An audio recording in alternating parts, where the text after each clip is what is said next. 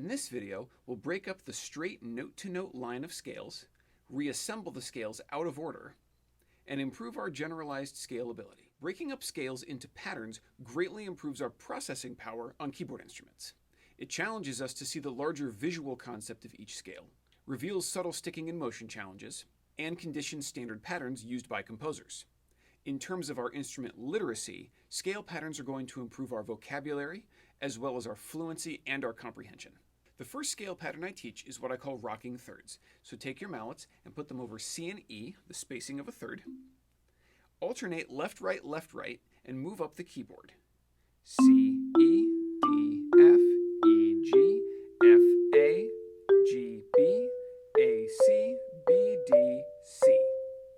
Notice that you play a full scale in the left hand going up. C, D, E, F, G, A, B, C. Then you'll play a full scale on the right hand coming down. C, B, A, G, F, E, D, C. That's how you know you've gotten to the end of it. Play everything from all the way up in your typewriter position. You can use 1 octave if you have to, but use 2 octaves if you can, so that you're still moving over a wider range on the instrument and you're making that transition in the pattern between the 2 octaves. Following the circle of fourths, the next scale is F. We're going to notice how the hands go over B flat one at a time as opposed to what they did before when we were playing 1 octave scales.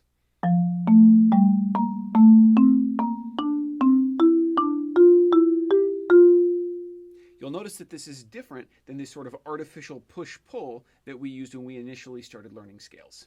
We're going to stay in the same end spot and bizarro end spot zones we were using before. We're going to keep listening for that even and uniform tone. Proceed through all 12 keys as we did with scales, and take your time. This is a puzzle to solve. We're rearranging the scale information out of order from what we've done before. It's likely you'll make some mistakes while you do this, so when you do, don't go back to the beginning of each scale. Instead, stay right where you are, figure out what the solution is, fix it right there, and then proceed forward. Then you can go back to the beginning and do the whole thing all over again, trying to get that correct right answer in the flow of the pattern as you solve it. You already know the notes for scales, so this isn't really about that. This is about improving your control and understanding of the scale pictures and how to utilize them. We're going to find that speed of success where we can successfully process from note to note and see everything we're going to swing at before we try to play it.